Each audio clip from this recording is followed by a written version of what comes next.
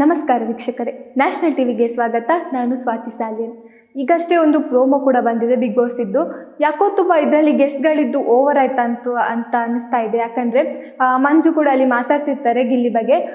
ಗಿಲ್ಲಿನೇ ಎಲ್ಲರಿಗೂ ಊಟ ಮಾಡಬೇಕು, ಗಿಲ್ಲಿನೇ ಎಲ್ಲರಿಗೂ ಊಟ ತಯಾರಿ ಮಾಡಿ ಗಿಲ್ಲಿನೇ ಬಡಿಸ್ಬಿಟ್ಟು ಆಮೇಲೆ ಮನೆ ಸ್ಪರ್ಧೆ ಎಲ್ಲ ಊಟ ಮಾಡಿದ ಮೇಲೆ ಗಿಲ್ಲಿ ಊಟ ಮಾಡಬೇಕು ಅನ್ನೋದೊಂದು ಹೇಳ್ತಾರೆ. ಸೊ ಇದು ಯಾಕೋ ತುಂಬ ಅತಿಯಾಯಿತು ಅಂತ ಅನಿಸ್ತಾ ಇದೆ. ಯಾಕಂದರೆ ಬಿಗ್ ಬಾಸ್ ಮನೆಯಲ್ಲಿ ಟಾಸ್ಕ್ ಇರೋದು ಲೈಟ್ ಆಫ್ ಆಗೋಕ್ಕಿಂತ ಮುಂಚೆ ಟಾಸ್ಕ್ ಏನಿರುತ್ತೆ ಅದೆಲ್ಲ ಮುಗಿತಿರುತ್ತೆ. ಲೈಟ್ ಆಫ್ ಆದಮೇಲೆ ಕೆಲವೊಮ್ಮೆ ಟಾಸ್ಕ್ ಏನಾದರೂ ಕೊಟ್ಟಿದ್ರೆ, ಈಗ ಕೆಲವೊಂದು ಹಳ್ಳಿ ಚಟುವಟಿಕೆಗಳಾಗಿರ್ಬೋದು ಅಥವಾ ಬೇರೆ ಏನಾದರೂ ಕೊಟ್ಟಿದ್ರೆ ಅದು ಕಂಟಿನ್ಯೂ ಆಗುತ್ತೆ.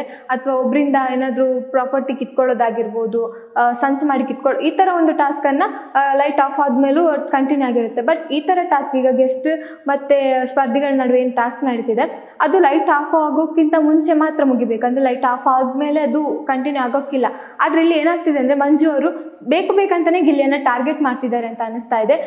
ಲೈಟ್ ಆಫ್ ಆದಮೇಲೂ ಕೂಡ ಅಷ್ಟೇ ಗಿಲ್ಲಿಗೆ ಕೌಂಟರ್ ಕೊಡೋದಾಗಿರ್ಬೋದು, ಗಿಲ್ಲಿಯ ಆಟದ ಬಗ್ಗೆ ಮಾತಾಡೋದಾಗಿರ್ಬೋದು, ಅಥವಾ ಗಿಲ್ಲಿಗೆ ಈ ಥರ ಮಾಡಿದರೆ ಅವ್ನು ಏನು ಮಾಡ್ತಾನೆ ನೋಡೋಣ ಅನ್ನೋದಾಗಿರ್ಬೋದು. ಈ ಥರ ಮಾತುಗಳು ರಜತ್ ಮತ್ತು ಗಿಲ್ಲಿ ಅವ್ರು ಮಾತಾಡ್ತಿರ್ತಾರೆ, ರಜತ್ ಮತ್ತು ಮಂಜು ಅವ್ರು ಮಾತಾಡ್ತಿರ್ತಾರೆ.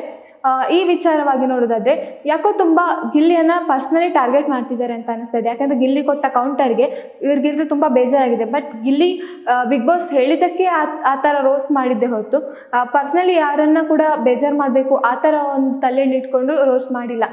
ಹಾಗಾಗಿ ಮಾಜಿ ಸ್ಪರ್ಧಿಗಳೇನಿದೆ ಗಿಲ್ಲಿಯನ್ನು ತುಂಬ ಚೀಪಾಗಿ ನೋಡ್ತಿದ್ದಾರೆ ಅಂತ ಅನ್ನಿಸ್ತಾ ಇದೆ. ಗಿಲ್ಲಿಯನ್ನು ಟಾಸ್ಕ್ ಅಂದರೆ ಲೈಟ್ ಆಫ್ ಆದಮೇಲೂ ಕೂಡ ಗಿಲ್ಲಿಗೆ ಟಾಸ್ಕನ್ನು ಕೊಡ್ತಿದ್ದಾರೆ, ಪನಿಷ್ಮೆಂಟ್ ಕೊಡೋದಾಗಿರ್ಬೋದು, ಈ ಥರ ಮಾಡ್ತಿದ್ದಾರೆ.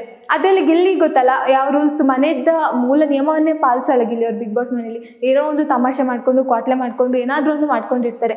ಆದರೆ ಇಲ್ಲಿ ಈಗ ಗೆಸ್ಟ್ಗಳು ಹೇಳಿದ್ದನ್ನು ಅವ್ರು ಪಾಲಿಸ್ತಾರಾ ಅಂತ ನೋಡ್ಬೇಕು. ಯಾಕಂದರೆ ಪ್ರೋಮೋದಲ್ಲಿ ನೋಡಿದ್ದು ಅವ್ರು ಹೇಳ್ತಾರೆ ನಾನು ಮಾಡಲ್ಲ, ಈಗ ರೂಲ್ಸ್ ಮಾಡೋ ಹಕ್ಕಿಲ್ಲ ಅವರಿಗೆ ಅನ್ನೋದು ಕೂಡ ಬರುತ್ತೆ.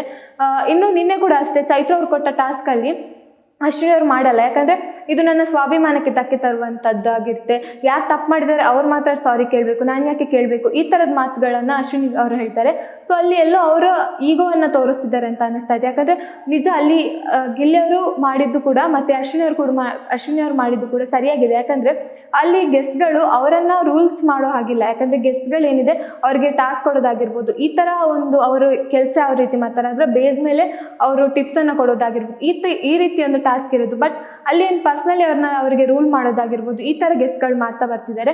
ಇನ್ನು ಅಶ್ವಿನಿ ಅವರು ಕೂಡ ಅಷ್ಟೇ, ಅಶ್ವಿನಿ ಅವರು ತಮ್ಮ ಸ್ವಾಭಿಮಾನಕ್ಕೆ ಧಕ್ಕೆ ತರುವಂತ ನಾನು ಯಾವುದೇ ಕೆಲಸ ಮಾಡಲ್ಲ, ಅಲ್ಲಿ ಯಾರು ತಪ್ಪು ಮಾಡಿದಾರೆ ಅವರು ಕ್ಷಮೆ ಕೇಳೋದು ಸರಿ, ಮನೆಯವರೆಲ್ಲ ಯಾಕೆ ಕ್ಷಮೆ ಕೇಳಬೇಕು ಅನ್ನೋದು ಮಾತಾಡ್ತಾರೆ. ಅದಕ್ಕೆ ಚೈತ್ರ ಅವ್ರು ಹೇಳ್ತಾರೆ ಅವರು ಕ್ಷಮೆ ಕೇಳಲಿಲ್ಲ ಅಂದರೆ ನಾನು ಊಟ ಮಾಡಲ್ಲ, ನಾನೇನು ತಿನ್ನಲ್ಲ ಅಂತ ಹೇಳ್ತಾರೆ.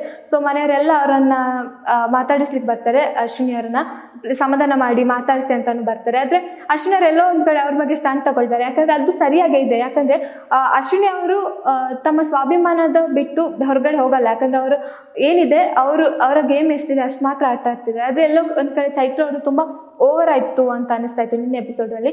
ಆಮೇಲೆ ಇವತ್ತು ಕೂಡ ಅಷ್ಟೇ ಗಿಲ್ಲಿ ಅವ್ರಿಗೆ ತುಂಬ ಟಾರ್ಗೆಟ್ ಮಾಡ್ತಿದ್ದಾರೆ.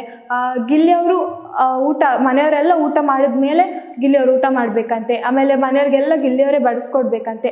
ಈ ಥರ ಎಲ್ಲ ಯಾಕೆ ಮಾಡಬೇಕಂದ್ರೆ ಲೈಟ್ ಆಫ್ ಆದಮೇಲೂ ಕೂಡ ಯಾಕೆ ಈ ಥರದನ್ನ ಕಂಟಿನ್ಯೂ ಮಾಡಬೇಕು? ಇದನ್ನು ನೋಡಿದಾಗ ಯಾಕೋ ತುಂಬ ಗಿಲ್ಲಿಯನ್ನು ಪರ್ಸ್ನಲಿ ಟಾರ್ಗೆಟ್ ಮಾಡ್ತಿದ್ದಾರೆ ಅಂತ ಅನಿಸ್ತಾ ಇದೆ. ಇನ್ನು ಮಂಜು ಅವರು ಕೂಡ ಅಷ್ಟೇ ನಿನ್ನೆ ಕುರ್ಚಿ ಮೇಲೆ ಎತ್ತಿ ಗಿಲ್ಲಿ ಮೇಲೆ ಏನೋ ಹಲ್ಲೆ ಮಾಡೋಕ್ಕೆ ಹೋದ್ರು ಅಂತ ಅನಿಸ್ತು. ಯಾಕಂದರೆ ಗಿಲ್ಲಿಯವರು ನೀರು ಕೇಳ್ತಾರೆ, ನನಗೆ ಖಾಲಿ ಲೋಟ ಬೇಕು ಅಂತ ಮಂಜು ಅವ್ರು ಕೇಳ್ತಾರೆ. ಅದಕ್ಕೆ ಗಿಲ್ಲಿಯವರು ನೀರನ್ನು ಕುಡಿದು ಮಂಜು ಅವ್ರಿಗೆ ಕೊಡ್ತಾರೆ. ಇದು ಗೊತ್ತಿದ್ದು ಅಷ್ಟೋ ತನಕ ತಮಾಷೆ ಆಗ್ತಿದೆ ಅಂತ ಗೊತ್ತಿದ್ರು ಮಂಜು ಅವರು ಬೇಕಂತ ಗಿಲ್ಲಿ ಅವ್ರನ್ನ ತುಂಬ ರೇಗ್ಸಕ್ಕೆ ಟ್ರೈ ಮಾಡಿದ್ರು. ಅಂದರೆ ಗಿಲ್ಲಿ ಮೇಲೆ ಕೋಪ ಮಾಡ್ಕೊಳ್ಳೋಕ್ಕೆ ಟ್ರೈ ಮಾಡಿದ್ರು. ಯಾಕೋ ಇದೊಂದು ಕಡೆ ಗಿಲ್ಲಿ ಅವ್ರನ್ನ ಎಲ್ಲೋ ಕೆಳಗೆ ಮಾಡೋಕ್ಕೆ ಈ ಥರ ಮಾಡ್ತಿದ್ದಾರೆ ಅಂತ ಅನಿಸ್ತದೆ. ಯಾಕಂದರೆ ಸೀಸನಲ್ಲಿ ತುಂಬ ಟಕ್ಕರ್ ಕೊಡ್ತಿದ್ರು ರಜತ್, ಮಂಜು ಇವರೆಲ್ಲ ತುಂಬ ಟಕ್ಕರ್ ಕೊಡ್ತಿದ್ರು.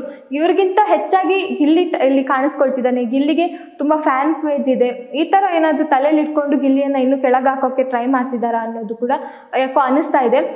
ಇಷ್ಟು ಸ್ಪರ್ಧಿಗಳಲ್ಲಿ ಜಾಸ್ತಿಯಾಗಿ ಗಿಲ್ಲಿಗೆ ಮಂಜು ಮತ್ತು ರಜತ್ ಅವರು ಟಕ್ಕರ್ ಕೊಡ್ತಿದ್ದಾರೆ. ಯಾಕಂದರೆ ಗಿಲ್ಲಿ ಅವರು ರಜತ್ ಮತ್ತು ಮಂಜುಗೆ ತುಂಬ ಟಕ್ಕರ್ ಕೊಡ್ತಿದ್ದಾರೆ. ಯಾಕಂದರೆ ಇಷ್ಟು ಸೀಸನಲ್ಲಿ ನೋಡ್ಕೊಂಡು ಬಂದಾಗ ಈ ಒಂದು 11th ಸೀಸನ್ ಏನಿದೆ ಅದರಲ್ಲಿ ಹೈಲೈಟ್ ಆಗಿದ್ದೆ ರಜತ್ ಮತ್ತು ಮಂಜು ಅವರು. ಆ ಕಾರಣಕ್ಕಾಗಿ ಗಿಲ್ಲಿ ಕೂಡ ತುಂಬ ಕ್ಲೋಸ್ ಇರೋ ಕಾರಣ ಅವ್ರ ಜೊತೆ ತುಂಬ ಚೇಷ್ಟೆ ಎಲ್ಲ ಮಾತಾಡ್ತಿರ್ತಾರೆ. ಆದರೆ ಎಲ್ಲ ಒಂದು ಕಡೆ ಅವ್ರು ಚೇಷ್ಟೆ ಮಾಡಬೇಕಾದ್ರೆ ನಗಾಡ್ತಿದ್ದವರು ತುಂಬ ತೀರಾ ಆದಾಗ ಅವ್ರ ಮೇಲೆ ರೇಗಾಡೋದಾಗಿರ್ಬೋದು, ಈ ಥರ ಮಾತಾಡ್ತಿದ್ದಾರೆ. ಇನ್ನು ಇವತ್ತಿನ ಪ್ರೊಮೋದಲ್ಲೂ ಕೂಡ ನೋಡಿದಾಗ ಅಷ್ಟೇ, ಯಾಕೋ ತುಂಬ ಮಂಜು ಅವ್ರು ಓವರ್ ಆಯಿತು ಅಂತ ಅನ್ನಿಸ್ತಾ ಇತ್ತು.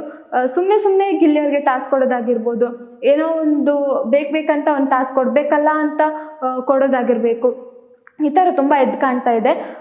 ಇನ್ನು ಮಂಜು ಅವರಿಗೆ ಅವತ್ತು ಹೇಳಿದ್ದನ್ನ ಇಟ್ಕೊಂಡು ಇವತ್ತು ತನಕ ಗಿಲ್ಲಿ ಅವ್ರ ಮೇಲೆ ಗ್ರಡ್ಜ್ ಇಟ್ಕೊಂಡು ಬರ್ತಿದ್ದಾರೆ ಅಂತ ಅನ್ನಿಸ್ತಾ ಇದೆ. ಮಂಜು ಅವ್ರಿಗೆ ಹೇಳ್ತಾರೆ 2ನೇದು 3ನೇದು ಅಂತ.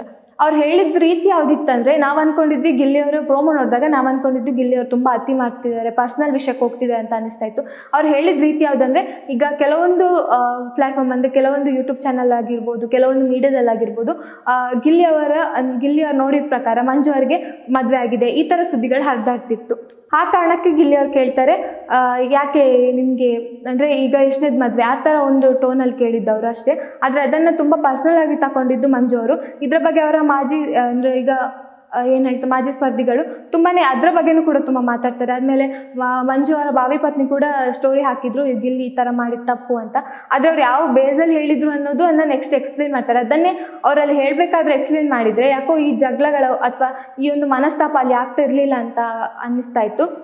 ಇನ್ನು ಇವತ್ತಿನ ಎಪಿಸೋಡಲ್ಲಿ ಏನೆಲ್ಲ ಆಗುತ್ತೆ, ಯಾರಿಗೆ ಕೌಂಟರ್ ಕೊಡ್ತಾರೆ, ಯಾರಿಗೆ ಟಕ್ಕರ್ ಕೊಡ್ತಾರೆ. ರಜತ್ ಅವ್ರಿಗೆ ಕೂಡ ಈ ಟಕ್ಕರ್ ಕೊಡೋಷ್ಟು ಗಿಲ್ಲಿ ಅವ್ರು ಬಂದಿದ್ದಾರೆ. ಯಾಕಂದರೆ ರಜತ್ ಅವ್ರು ಮಾತಾಡೋ ರೀತಿ ತುಂಬಾ ಇಷ್ಟ ಆಗ್ತಿತ್ತು. ಲಾಸ್ಟ್ ಸೀಸನಲ್ಲಿ ಎದುರಿಗೆ ನೇರ ಮಾತಾಡ್ತಿದ್ರು, ಕೌಂಟರ್ಗಳನ್ನು ಕೊಡ್ತಿದ್ರು. ಅದರಲ್ಲಿ ರಜತ್ ಅವರಿಗೇನೆ ಮುಖಭಂಗವಾಗುವಂಥ ಒಂದು ಕೌಂಟರ್ ಗಿಲ್ಲಿ ಕೊಡ್ತಿದ್ದಾರೆ.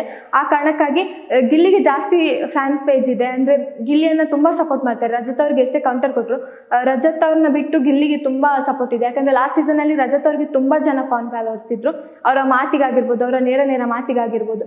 ಆದರೆ ಇಲ್ಲಿ ರಜತ್ ಅವ್ರನ್ನ ಹಿಂದಿಕ್ಕಿ ಗಿಲ್ಲಿ ಅವರು ಮುಂದೆ ಬಂದಿದ್ದಾರೆ. ಆ ಕಾರಣಕ್ಕಾಗಿ ರಜತ್ ಅವ್ರು ಏನಾದರೂ ಗಿಲ್ಲಿ ಅವ್ರನ್ನ ಟಾರ್ಗೆಟ್ ಮಾಡ್ತಿದ್ದಾರೆ ಅಥವಾ ಇನ್ನೂ ಏನೆಲ್ಲ ಆಗುತ್ತೆ, ಇನ್ನೂ ಯಾರ್ಯಾರ ನಡುವೆ ಗೆಸ್ಟ್ ಮತ್ತು ಸ್ಪರ್ಧಿಗಳ ನಡುವೆ ಯಾರ್ಯಾರ ಜೊತೆ ಜಗಳ ಆಗುತ್ತೆ, ಇದನ್ನೆಲ್ಲ ನಾವು ಈ ಒಂದು ವೀಕಲ್ಲಿ ನಾವು ನೋಡಬೇಕು. ಇನ್ನಷ್ಟು ಸುದ್ದಿಗಳಿಗಾಗಿ ನೋಡ್ತಾ ಇರಿ ನ್ಯಾಷನಲ್ ಟಿವಿ. ಧನ್ಯವಾದಗಳು.